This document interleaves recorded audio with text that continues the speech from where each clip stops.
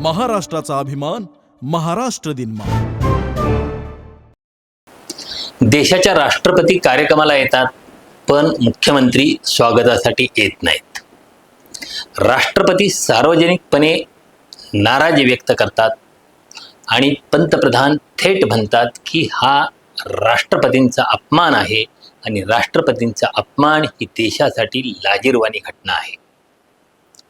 तर भाजपच्या सांगण्यावरून राष्ट्रपती राजकारण करीत असल्याचा आरोप मुख्यमंत्री ममता बॅनर्जी करतात। त्यामुळे एकूणच प्रकरणाला गंभीर वळण लागल्याचं आपल्याला दिसून येतं। मित्रांनो, पश्चिम बंगालमध्ये नेमकं काय घडलं? राष्ट्रपती, मुख्यमंत्री आणि पंतप्रधान तिघही या वादात का उतरले? नेमकं कोण चूक आहे आणि कोण बरोबर, हे आपण या व्हिडिओच्या माध्यमातून जाणून घेणार आहोत। निवडणुकीच्या तोंडावर पश्चिम बंगालमध्ये मोठा राजकीय वाद निर्माण झालाय। राष्ट्रपती द्रौपदी मुर्मू उत्तर बंगालमधल्या संथाल समुदायाच्या आंतरराष्ट्रीय परिषदेला उपस्थित राहण्यासाठी गेल्या होत्या, पण या दौऱ्यादरम्यान गैरसोय झाल्याचा आरोप करीत राष्ट्रपतींनी तीव्र नाराजी व्यक्त केली। मुख्यमंत्री ममता बॅनर्जी यांनीही त्यांना तीव्र प्रत्युत्तर दिलं आणि पंतप्रधान नरेंद्र मोदी यांनी सुद्धा या प्रकरणात उडी घेतली। आज आपण या संपूर्ण प्रकरणामागची वस्तुस्थिती जाणून घेण्याचा प्रयत्न करणार आहोत। नमस्कार, मी विजय चोरमारे, आपण पाहताय महाराष्ट्र दिनमान। राष्ट्रपती द्रौपदी मुर्मू 6 मार्चला दार्जिलिंग हिल फेस्टिवलसाठी पोहोचल्या। हा पर्यटन आणि सांस्कृतिक विषयक कार्यक्रम होता। आदिवासी कला आणि पहाडी संस्कृतीला प्रोत्साहन देण्याच्या उद्देशाने त्याचं आयोजन करण्यात आलं होतं। राज्यपाल सी.व्ही. आनंद बोस यांनी राष्ट्रपतींचं स्वागत केलं। या वेळेपर्यंत कोणताही वाद नव्हता। वादाला तोंड दुसऱ्या दिवशी फुटलं। 7 मार्चला दार्जिलिंगमधल्या 9व्या आंतरराष्ट्रीय संथाल परिषदेसाठी राष्ट्रपती पोहोचल्या। सुरुवातीला परिषदेचं ठिकाण बिधाननगर होतं, जिथं 5 लाख लोकांच्यासाठी पुरेसं मोठं मैदान होतं, पण ते गोशाईपूर म्हणजेच बागडोगरा विमानतळाजवळील छोट्या आणि दुर्गम जागेत हे ठिकाण हलवण्यात आलं। राष्ट्रपतींनी तिथं बोलताना तीव्र नाराजी व्यक्त केली। त्या म्हणाल्या, मैदान बदलल्यामुळं अनेक संथाल लोक कार्यक्रमाला येऊ शकलेले नाहीत। यावेळी राष्ट्रपतींनी गंभीर टिप्पणी केली। त्या म्हणाल्या, कदाचित कुणाला तरी संथाल समाजाला एकत्र येऊ द्यायचं नाही, त्यांना शिक्षण घेऊ द्यायचं नाही, त्यांना मजबूत होऊ द्यायचं नाही। देखिए, यहाँ तो बहुत अच्छा है, इतना बड़ा फील्ड है, यहाँ तो इतने सारे लोग आ सकते हैं, लेकिन पता नहीं क्या हुआ, क्या मन में समाया है उनका, वो जाने। लेकिन मैं बहुत दुखी हूँ कि लेकिन यहाँ आके बहुत खुश लगा कि वहाँ के लोग, वहाँ भी लोग क्योंकि बहुत दूर है वहाँ नहीं पहुँच पा रहे हैं। शायद उनके मन में था कोई ना आए और प्रेसिडेंट ऐसे ही घूम के चले जाए। आज उनका मन में ऐसा है तो फिर वो भी धन्यवाद है। गोष्ट एवढ्यावरच थांबत नाही। राष्ट्रपतींनी आणखी एक मुद्दा उपस्थित केला। त्यांच्या स्वागतासाठी मुख्यमंत्री ममता बॅनर्जी किंवा पश्चिम बंगालचा कुणीही मंत्री आला नाही। सामान्यतः राष्ट्रपती कुठेही गेले तर स्वागतासाठी मुख्यमंत्री उपस्थित असतात, मात्र यावेळी तसं झालं नाही।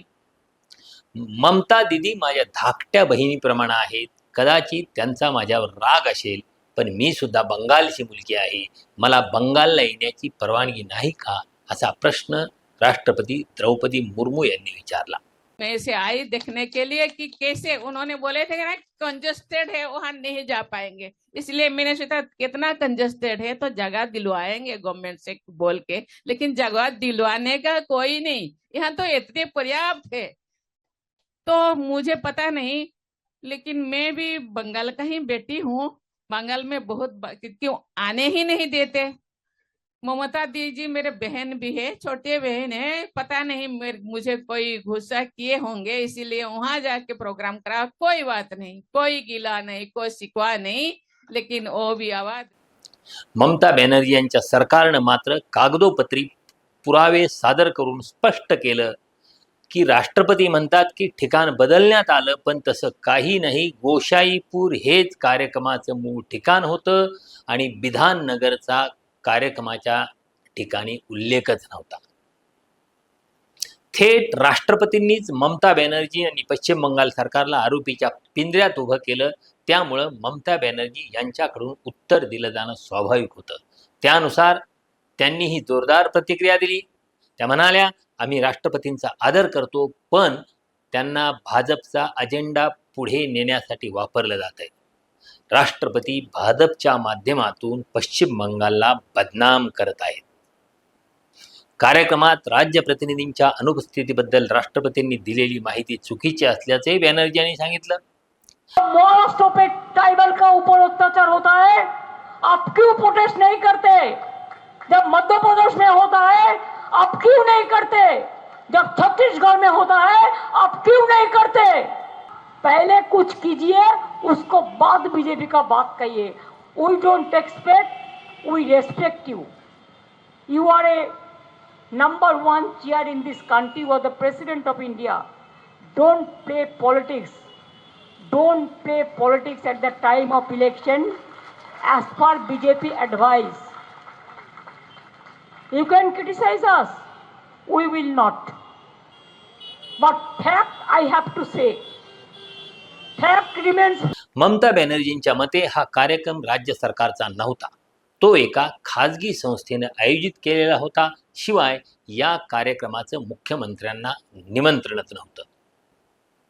पश्चिम बंगालच्या निवडणुका विधानसभेच्या तोंडावर आहेत. त्या पार्श्वभूमीवर हा मुद्दा राजकीय बनवला जात असल्याचा आरोपही त्यांनी केला. तुमचा प्राधान्यक्रम भाजप असेल, पण माझ्या प्राधान्याआधी जनता आहे, असं ममता बॅनर्जी यांनी सुनावलंय. राष्ट्रपतींनी पश्चिम बंगालवर टिप्पणी करण्यापूर्वी भाजप शासित राज्यांची परिस्थिती पाहण्याचा सल्ला सुद्धा ममता बॅनर्जी यांनी दिलाय. SIR संदर्भात तुम्ही काहीच बोलला नाहीत. SIR मुळे किती आदिवासींची नावं मतदार यादीतून वगळली गेली आहेत याची तुम्हाला कल्पना आहे का, असा सवाल सुद्धा ममता बॅनर्जी यांनी विचारलाय. तृणमूल काँग्रेसच्या खासदार महुआ मोएत्रा यांनी सुद्धा एक्सच्या माध्यमातून व्हिडिओद्वारे तीव्र प्रतिक्रिया दिलेली आहे. त्या म्हणतात, राष्ट्रपती ज्या संथाल परिषदेसाठी आल्या होत्या तो कार्यक्रम राज्य सरकारनं आयोजित केलेला नव्हता. तो एका खाजगी संस्थेने आयोजित केला होता. त्यामुळं राज्य सरकारची जबाबदारी नव्हती आणि व्यवस्थेबाबत आरोप चुकीचे आहेत. मॅडम प्रेसिडेंट, तुम्ही बंगालमध्ये आलात आणि निवडणुकीच्या वेळी भाजपची भाषा बोलू लागलात, असा आरोप महुआ मोइत्रा यांनी केलाय. आणि त्यांनी म्हटलंय की राष्ट्रपतींनी बंगाल आणि आदिवासींच्या स्थितीबाबत केलेले आरोप पूर्णपणे निराधार आणि खोटे आहेत. राज्य सरकारनं राष्ट्रपतींच्या कार्यालयाला 3 दिवस आधी सुरक्षा ब्रीफिंग दिली होती, तरी सुद्धा व्यवस्था अपुरी ठरल्याचा दावा त्यांनी केलाय. Hello, this is Mahua Moitra, Member of Parliament, Lok Sabha, from the All India Trinamool Congress from Krishnanagar, West Bengal. This is a message for our Honorable Rashtrapati Ji, our dear President, Draupadi Murmu Ji.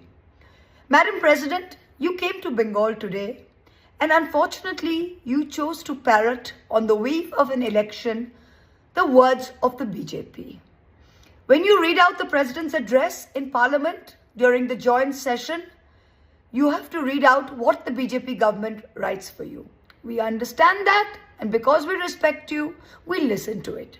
But today, you came to Bengal not for a program that was organized by the state government. You came for a private program organized by a private organization.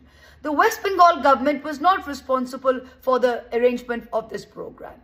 In spite of that, the West Bengal government did a security briefing with your office 3 days ago, and the district magistrate and the police made it amply clear that the site and the arrangements were not in accordance with the presidential visit.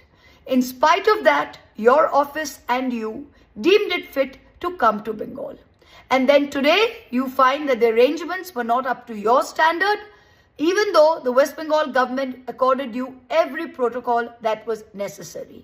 We didn't invite you for this program, and we were not responsible for the arrangements. Yet, after this program, you chose to stand on the soil of Bengal and to make completely unfounded, untrue allegations about Bengal and about how the Adivasis and tribals live in Bengal.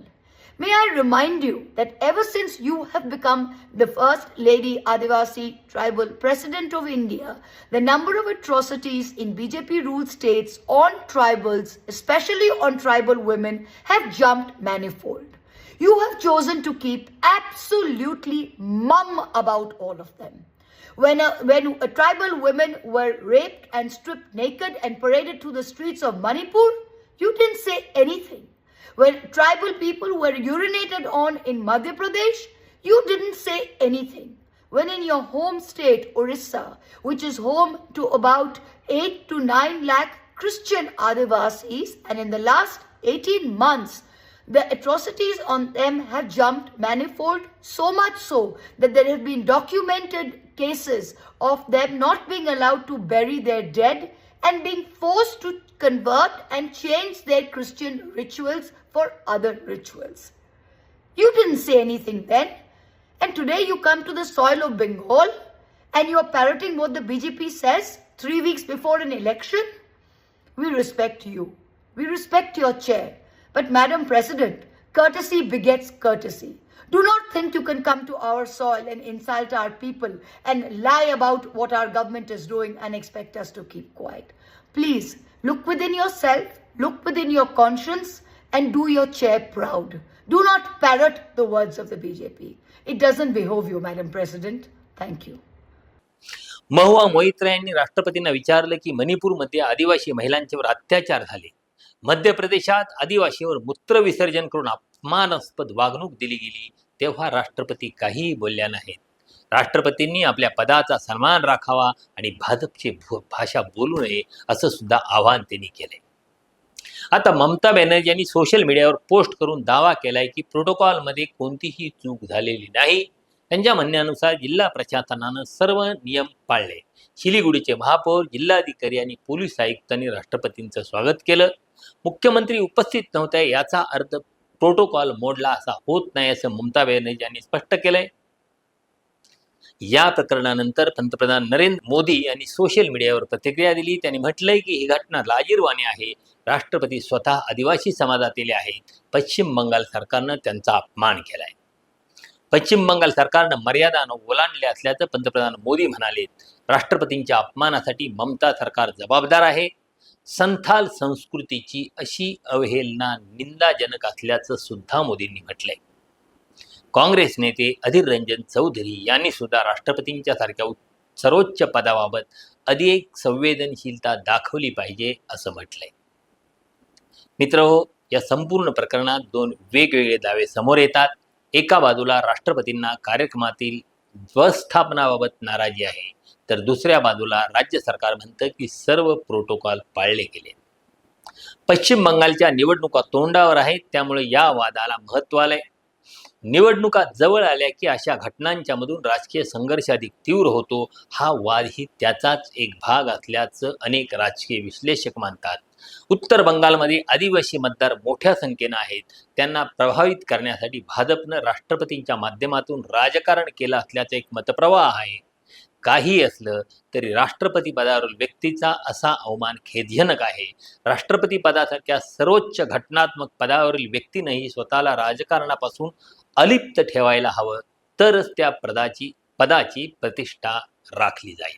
आता तुम्ही सांगा, या संपूर्ण प्रकरणात खरोखर प्रोटोकॉलचा प्रश्न आहे का, की निवडणुकीपूर्वीचा एक राजकीय संघर्ष आहे? भाजपकडून राष्ट्रपतींचा राजकारणासाठी वापर केला जातोय का? तुमचं मत नक्की कमेंटमध्ये लिहा. व्हिडिओ आवडला असेल तर लाईक करा, शेअर करा आणि अशाच सखोल राजकीय विश्लेषणासाठी महाराष्ट्र दिनमानचं यूट्यूब चॅनल सबस्क्राईब करायला विसरू नका. धन्यवाद.